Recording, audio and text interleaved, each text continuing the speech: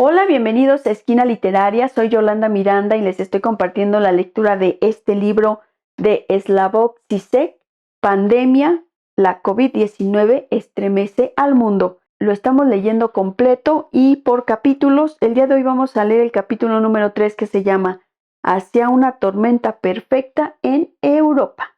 Espero que les guste. Una tormenta perfecta tiene lugar cuando una rara combinación de circunstancias dispares produce un suceso de violencia extrema. En este caso, una sinergia de fuerzas libera una energía mucho mayor que la suma de fuerzas individuales. El término lo popularizó un bestseller de no ficción de Sebastian Junger, publicado en 1997, sobre una combinación que solo se da una vez cada 100 años y que en 1991 golpeó la costa este de los Estados Unidos en el Atlántico Norte. Un sistema de altas presiones que se originó en los Grandes Lagos produjo vientos tormentosos sobre Sable Island, delante de la costa de Nueva Escocia, que colisionaron con el huracán Grace, procedente del Caribe. La historia de Junger se centra en la tripulación del barco de pesca Andrea Gale, que desapareció entre monstruosas olas. Debido a su carácter global, la actual epidemia de coronavirus a menudo provoca el comentario de que estamos todos en el mismo barco, pero hay indicios que señalan que el barco llamado Europa está mucho más cerca que los demás del destino del Andrea Gale.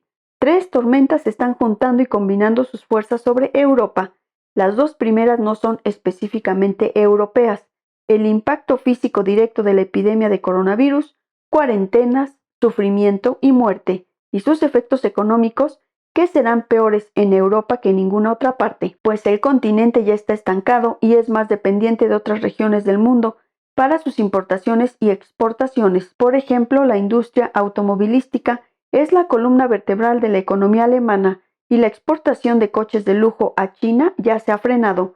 A estas dos tormentas hemos de añadir una tercera, que llamaremos el virus Putogan, la nueva explosión de violencia en Siria entre Turquía y el régimen de Assad, directamente apoyado por Rusia. Ambos bandos explotan fríamente el sufrimiento de las personas desplazadas en su propio beneficio político.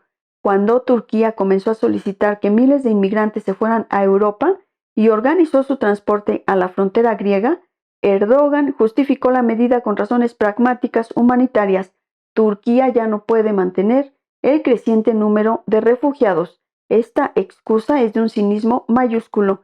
Ignora que la propia Turquía ha participado en la guerra civil siria, apoyando a una facción contra la otra, y que es por tanto responsable del flujo de refugiados. Ahora Turquía quiere que Europa comparta la carga de los refugiados, es decir, que pague el precio de su política despiadada.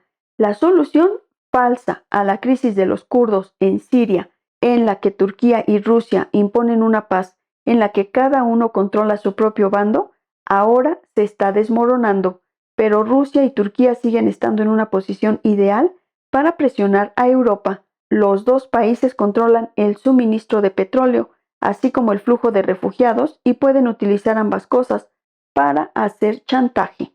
El diabólico baile entre Erdogan y Putin, del conflicto a la alianza y de vuelta al conflicto, no debería engañarnos. Ambos extremos forman parte del mismo juego geopolítico, a expensas del pueblo sirio.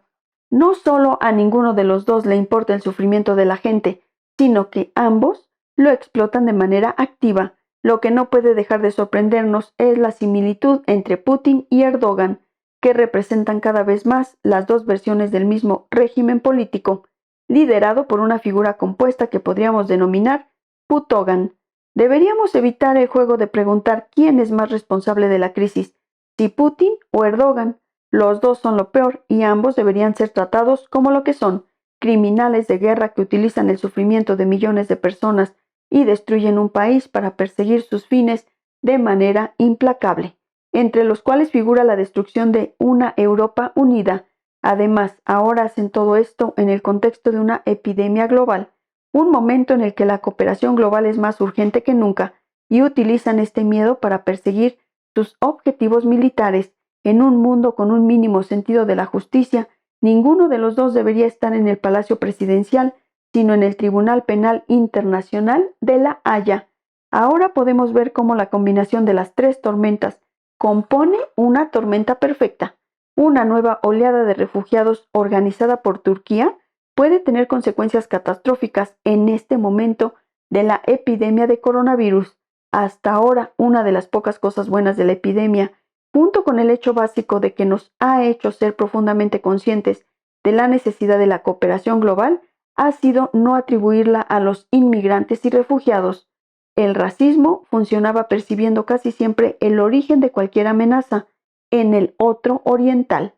Pero si los dos temas se mezclan, si los refugiados se vinculan a la propagación de la epidemia y es muy probable que la infección del coronavirus se propague entre los refugiados, teniendo en cuenta las contradicciones de hacinamiento de los campos en los que viven, entonces los populistas racistas habrán conseguido lo que siempre pretenden, ser capaces de justificar la exclusión de los extranjeros atendiendo a razones médicas y científicas. Las políticas solidarias que permitan la afluencia de refugiados podrían desencadenar fácilmente una reacción de pánico y miedo, tal como el primer ministro húngaro Viktor Orbán afirmó en un discurso reciente. Hungría podría convertirse en el modelo a seguir en toda Europa.